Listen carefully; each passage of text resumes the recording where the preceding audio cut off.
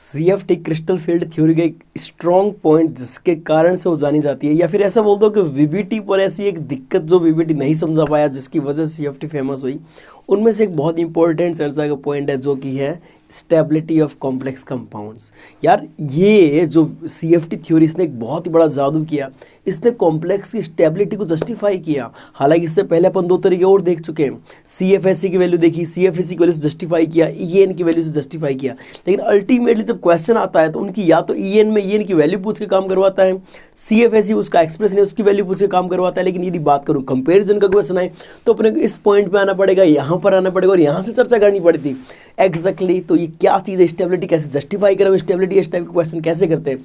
तो मैं नवीन जोशी आपके साथ कंटिन्यू कर रहा हूँ कोऑर्डिनेशन केमिस्ट्री। तो चलिए आज हम पढ़ते हैं स्टेबिलिटी ऑफ कोऑर्डिनेशन कंपाउंड्स। तो हेडिंग डालते हैं स्टेबिलिटी ऑफ कोऑर्डिनेशन कंपाउंड्स।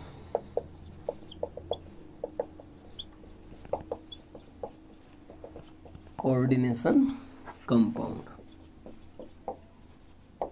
बड़ा अच्छा पॉइंट है, वन बाय वन अपन चर्चा करते हैं। सबसे पहला है क्लिएशन या क्लिएट रिंग का फॉर्म होना। क्या होती है क्लिएट रिंग, बात करते हैं। क्लिएशन या क्लिएटिंग, क्लिएट रिंग का फॉर्मेशन, क्लिएशन में लिख सकते हैं क्लिएट रिंग का फॉर्मेशन या क्लिएटिंग, सबसे ज़्यादा टर्म जो काम में आती है। ठीक है, क्या होता है क्लिएटिंग, सुनना। अपन ने कॉम्प्लेक्स जो कंपाउंड्स होते हैं इसमें लिगेंड्स होते हैं, उसमें एक तो मोनोडेंटेड टाइप का था, लेकिन मोनोडेंटेड के अलावा बाई या ट्राई हेक्सा जो भी वैरायटी है, उनमें क्या होता है कि जब वो कनेक्ट होता है किससे, सेंट्रल मेटल आयन से, तो यदि उसकी डेंटिसिटी 2 है तो नो डाउट उसके पास डोनर जो है एटम वो 2 नहीं होंगे। क्या मैं बता रहा हूँ क्लिएट रिंग क्या है, क्लिएशन है क्या, वो समझाना चाह रहा हूँ मैं। ठीक है, और स्टेबिलिटी कैसे रिप्रेजेंट करता है वो समझाना चाह रहा हूँ। तो उसी बारे में रिगार्डिंग बात कर रहा था। सुनना, जो लिगेंड, जैसे समझो ना कि मैं एक लिगेंड हूँ, सर इतना बड़ा लिगेंड है क्या, ठीक है इतना बड़ा लिगेंड, ठीक है मैं एक लिगेंड हूँ, ये हाथ में एक डोनर एटम है, ये हाथ में एक डोनर एटम है, और बीच में जो है ये मेटल पड़ा है, तो मैं इस मेटल आयन को यहाँ से भी डोनेट कर रहा हूँ और यहाँ से भी डोनेट कर रहा हूँ। इस तरह से डोनेट नहीं कर रहा, क्या ये इस तरह से डोनेशन हो गया दोनों तरह से। जब एक ही कॉम्प्लेक्स मॉलिक्यूल को, सॉरी एक ही कॉम्प्लेक्स मॉलिक्यूल में एक ही सेंट्रल मेटल आयन को एक ही लिगेंड 2 अलग अलग डोनर सरफेस से डोनेशन करेगा, तो यहाँ पर एक रिंग नहीं बन गई क्या, देखो यहाँ पर एक रिंग नहीं बन गई क्या, एक वलय बन गई। इस वलय को क्या नाम दिया गया है, क्लेटिंग या क्लेट रिंग। आगे बात समझ में, क्या हुआ, जब एक लिगेंड 2 डोनर सरफेस रखता है और दोनों से ही डोनेट कर देता है सेंट्रल मेटल आयन को, एक रिंग का फॉर्मेशन होता है, एक रिंग का निर्माण हो जाता है, तो इसको बोले क्लेट रिंग। और इस केस में जो रिंग बनती है, इससे जो स्टेबिलिटी है कॉम्प्लेक्स की वो बढ़ जाती है। हालांकि ऑर्गेनिक में सिखाया जाता है कि रिंग कितने मेंबर स्टेबल होती है, यहाँ पर स्टेबल रिंग की ही बनती है, और उसके बारे में चर्चा करते हैं, इससे स्टेबिलिटी जो मॉलिक्यूल की वो बढ़ जाती है। आगे बात समझते हैं, due to formation of those complex compounds in which chelate ring is formed, they are more stable. तो क्या लिखता हूँ, those complex compound in which, एक सेकंड ये बता रहा है, those complex compounds in which chelate ring is formed, they are more stable।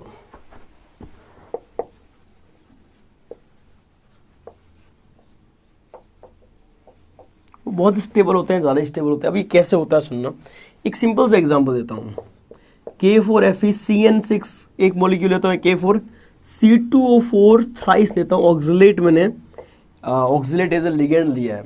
ठीक है, इसमें क्लेट रिंग कैसे बनती है वो बता रहा हूँ। ऑक्सिलेट आयन क्या होता है, C2O4 -2 C2O4 -2। यदि इसकी स्ट्रक्चर की बात करें, 2 कार्बन एटम है और 2 ऑक्सीजन है, O एक O- ऑक्सिलिक एसिड वाले ग्रुप लगे हुए हैं। यहाँ से एक डोनर सरफेस ये रही, यहाँ से एक डोनर सरफेस ये रही। ठीक है, जब ये डोनेट करेगी, सॉरी थोड़ा सा गड़बड़ा गया है क्या मामला, C2O4 C4 बना दिया मैंने, सॉरी, ये रो कार्बन 2 एक्स्ट्रा कर दी। ठीक है, अभी सही है, C2O4। अब बात करते हैं जब डोनेट करता होगा तो Fe+2 है, इसको जब डोनेट करेगा तो अलग कलर से बनाता हूँ ताकि आप इस चीज़ को देख पाएँ अच्छे से। ये ऑक्सीजन जो है ये डोनेट कर रही है, ठीक है। अब ये ऑक्सीजन किससे कनेक्टेड है, कार्बन से, जिससे एक और ऑक्सीजन कनेक्टेड है, फिर ये जो कार्बन है वो दूसरे कार्बन से कनेक्टेड है, और ये ऑक्सीजन से कनेक्टेड, और ये वापस डोनेट कर रहा है, ये O-। क्या यहाँ पर एक रिंग का फॉर्मेशन नहीं हो गया क्या, क्या यहाँ पर एक रिंग का फॉर्मेशन नहीं हो गया क्या? इस तरह से रिंग जो बनेगी बाइडेंटेड से, तो इसको बोलते हैं किलेट रिंग। इस रिंग का क्या नाम रखा गया है, किलेट रिंग। किलेट रिंग, और इससे क्या होता है, रिंग के फॉर्मेशन स्टेबिलिटी बढ़ जाती है। तो सिंपल सा पॉइंट बनेगा, जब भी किलेट रिंग का फॉर्मेशन होगा तब कॉम्प्लेक्स कंपाउंड की स्टेबिलिटी क्या हो जाएगी, बढ़ जाएगी। ठीक है, तो पहला पॉइंट समझ में आ गया। हालांकि क्वेश्चन करेंगे अपन लोग थोड़ी देर बाद। अब देखते हैं नेक्स्ट एग्जांपल, इसको हटा रहा हूँ मैं, किलेशन या किलेटिंग है। नेक्स्ट बहुत अच्छा पॉइंट है, आप साथ के साथ नोट करते रहें चीज़ों को, क्योंकि ये नोट्स तुम्हें बहुत कुछ देंगे यार। आपको क्या लगता है, डेली पढ़ना, डेली सीट करना, रेगुलर सीट करते रहना, यही तैयारी है क्या? नहीं, आपके नोट्स कैसे बने हुए हैं, किस तरह से बने हुए हैं, आपने किस तरह से सजा के रखे, इसका भी नंबर है भाई। ठीक है, उसकी वैल्यू है। और इसके अलावा आप जो देख रहे हो, जो मतलब लेक्चर आप देख रहे हो, उन लेक्चर्स के साथ आपको कोई भी कोचिंग का मॉड्यूल या सीट मिल जाए तो आप उसको सॉल्व करें, और नीचे लिंक है, उसमें डाउट पूछ सकते हैं। और तैयारी तो इसी से होगी यार, प्रैक्टिस करोगे तो।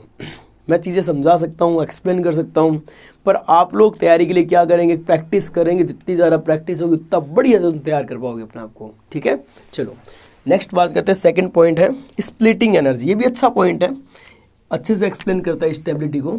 हालांकि CFT का सबसे स्ट्रॉन्ग पॉइंट था।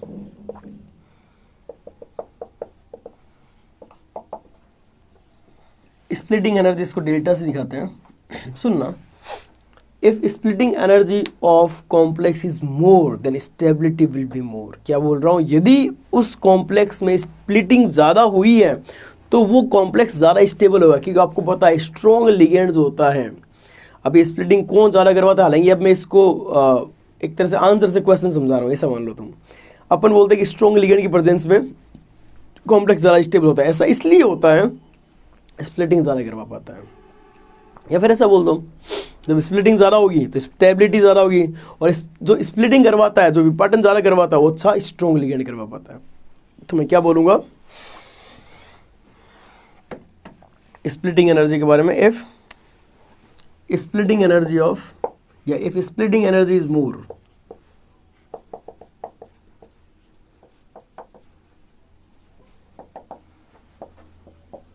Then complex will be more stable।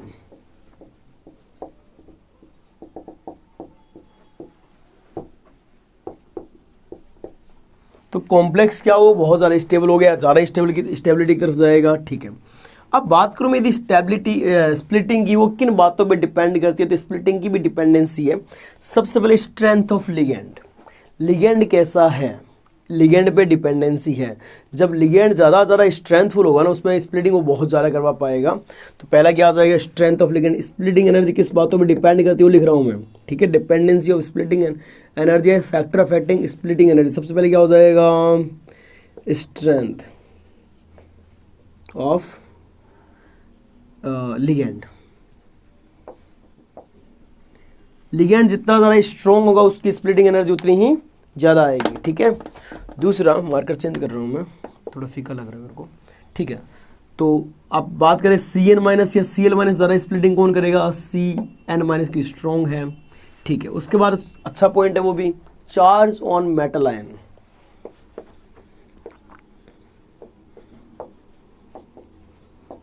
मैं साथ के साथ ये पॉइंट लिखता रहता हूँ भाई, इसमें क्या चीज़ है, किस तरह से है, साथ के साथ पॉइंट लिखता रहता हूँ।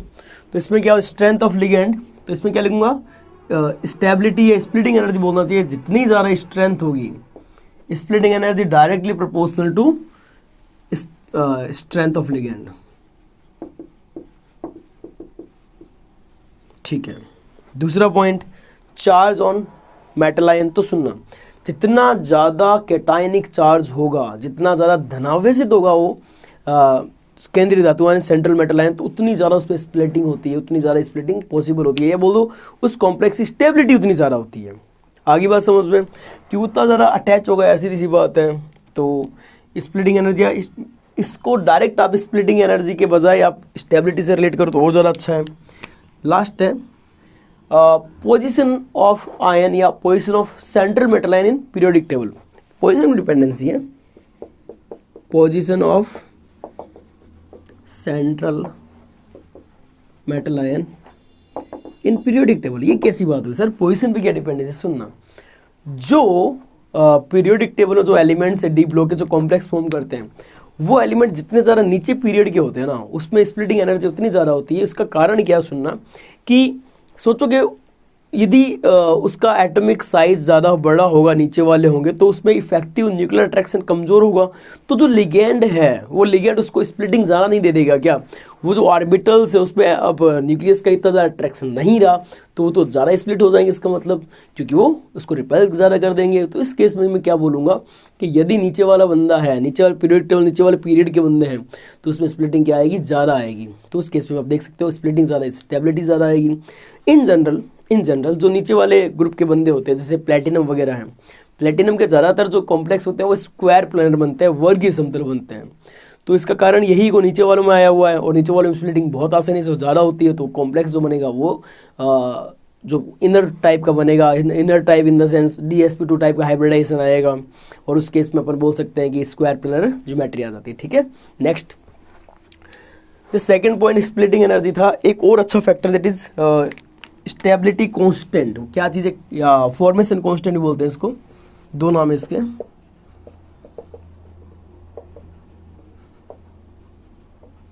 कांस्टेंट या फिर और फॉर्मेशन कांस्टेंट, इससे भी जजमेंट करते हैं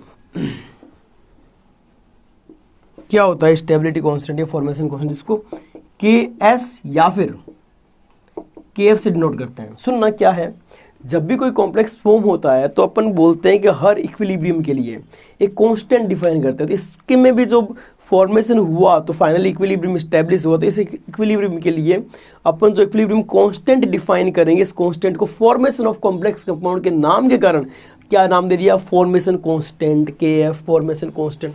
एक सिंपल सा एग्जांपल देता हूँ मैं आपको, जैसे Ag प्लस 2NH3 के साथ कंबाइन हुआ, ये किसी टाइम पे तो इक्विलिब्रियम आएगी reaction, AgNH3 whole twice plus type का कॉम्प्लेक्स बना। ठीक है, इस इक्विलिब्रियम के लिए जो इक्विलिब्रियम कांस्टेंट डिफाइन होता है वो होता है KF, that is formation constant of AgNH3 twice plus. ठीक है, जितना ज़्यादा ये KF का वैल्यू होगा, क्या ये रिएक्शन उतनी ज़्यादा फॉरवर्ड नहीं होगी? क्या, क्योंकि अपने पता है कि Kc की वैल्यू इक्विलिब्रियम कांस्टेंट जो हाई है, जो बहुत ज़्यादा वैल्यू है, यही रिप्रेजेंट करती प्रोडक्ट ज़्यादा स्टेबल है।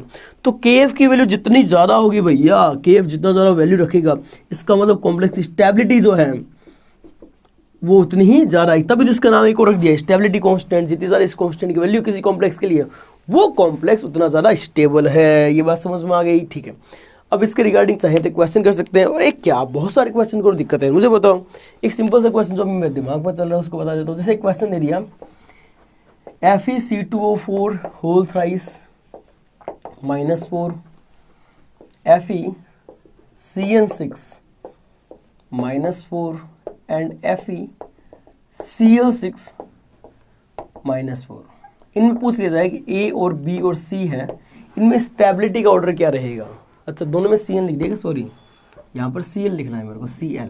ठीक है, अब यदि मेरे को कोई पूछ लेकिन में स्टेबिलिटी का ऑर्डर क्या आएगा, तो सबसे पहले मैं जो प्रायोरिटी उसको क्लेटिंग को दूंगा। तो A सबसे ज़्यादा क्योंकि क्लेटिंग बनी है, B स्ट्रॉन्ग लिगेंड आ गया, और C सबसे कम है क्योंकि उसमें लिगेंड पुअर आ गया, कमज़ोर आ गया। तो इस तरह से इसमें अपन ने जस्टिफाई किया कौन ज़्यादा स्टेबल है, कौन कम स्टेबल है, कॉम्प्लेक्स की स्टेबिलिटी। आपको इस तरह के बहुत सारे क्वेश्चन मिलेंगे जिसमें ऑक्सीडेशन स्टेट चेंज मिले, एलिमेंट का पोजीशन चेंज मिले, क्लेशन है या नहीं उस टाइप की वैरायटी मिले। तो आप लोग सब ट्राई करें, अच्छे से ट्राई करें, और दिक्कत आए तो पूछें यार। और मैं ये जो बोल रहा हूँ कि आप लोग कुछ ना कुछ सॉल्व करते रहें साथ में इसलिए बोल रहा हूँ कि जब तक आप क्वेश्चन ट्राई नहीं करोगे तब तक आप कुछ नहीं सीखोगे। यही बेसिक फंडा है। मैं इतना लाइक बना सकता हूँ तुम क्वेश्चन कर सको, उसके बाद जो लाइक बनना है वो आपको ही बनना है, ना लाइक मत बन के रह जाना। ठीक है, उसके बाद आप अच्छे से ट्राई करना है, जो दिक्कत है पूछनी है, और आपको नीट के IIT के एग्जाम के लाइक बनना है। ठीक है, चलो इस तरह से मिलते रहेंगे। Thank you so much for watching.